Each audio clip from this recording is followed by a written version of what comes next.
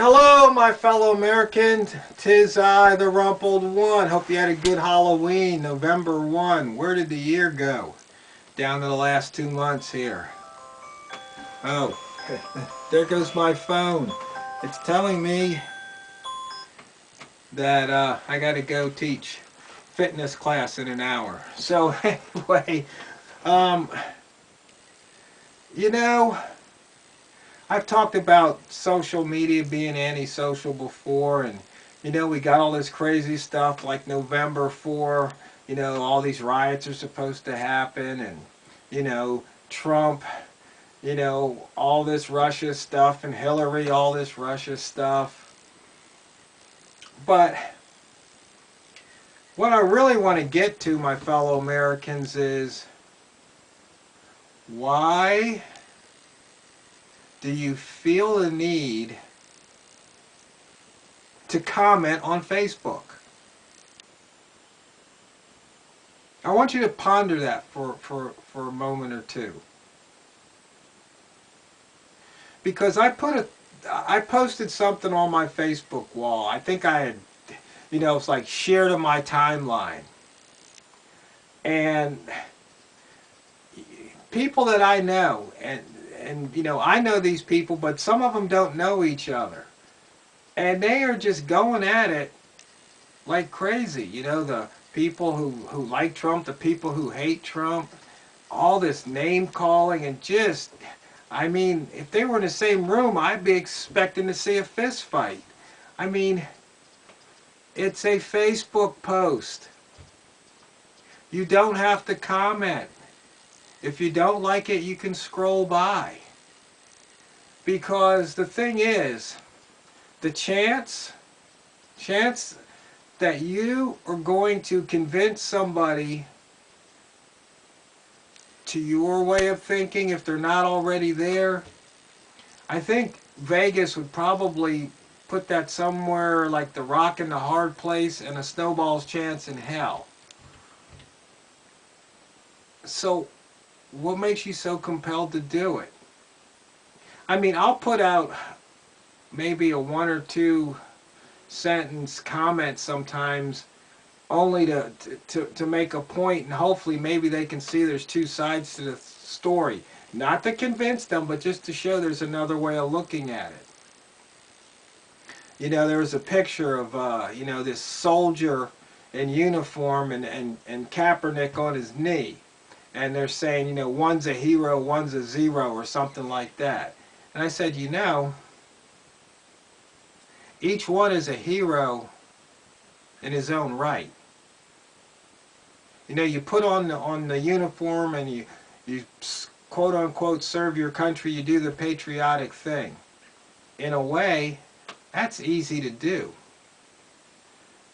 But to take a stand against an injustice that you feel, and you put $100 and some million contract at risk, you put your job at risk, you put it all on the line to, in this case, take a knee as opposed to standing, but you're taking a stand.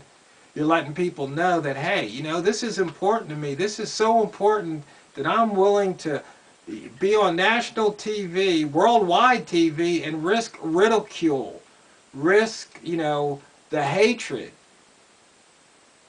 To me, that takes a lot of guts. To me, it'd be easy for him to go, hey, you know what, I made mine, I got my $100 million contract, I don't have to worry about the rest of the people back in the hood getting, crapped on. He's like, no, I'm speaking out because I've got a platform, I've got your attention, I've got people's attention, just because of the position I hold as quarterback for the 49ers, that I'm going to say, hey, you know what, there's some stuff that I don't think's right, and it needs to be fixed. That's another way of looking at it. It's not a question of right or wrong. It's a question of how you want to look at it. And people say, well, he doesn't have the First Amendment right when he's on the job and blah, blah, blah. All of that's irrelevant. You see, that's changing the narrative. He didn't go out there and take a knee to disrespect the flag or the soldiers or any of that. That's all media spin. He says, hey, look at me. I'm doing this because I feel there's something wrong with this country. You know, it's like I say, you go to these public meetings and they stand up and do the Pledge of Allegiance and ends with, and liberty and justice for all, and then they conduct this meeting that's got nothing to do, in a way that has nothing to do with liberty and justice for all. Usually somebody's getting screwed over in these meetings, whether it's the taxpayers or an individual or a group. But usually in these meetings, by the time it's adjourned, somebody's been screwed over. Liberty and justice for all. It's a frickin' joke. And it's just like I told a couple people today on Facebook. I said, look, you know, you guys need to quit fighting each other and see who the real enemy is that you should be fighting. You should be joining forces. And if you don't see that, then the Matrix has you. Because once again, the Matrix, it's all about control, the puppet masters. I've done videos on this. I'm not saying anything new. But I'm just amazed at these people who just go bonkers over Facebook. And that's why, you know, I will say what I have to say. If people don't like it, don't believe it, don't accept it, that's on them. You know, really, I don't care. Because, you know, when I reply the Matrix has you, that's just my way of saying, you know what, you can't be reached. You're unplugged, you know. You are so dependent upon the system that enslaves you that you'll defend it to your death. And you'll never know why. You just don't even see it.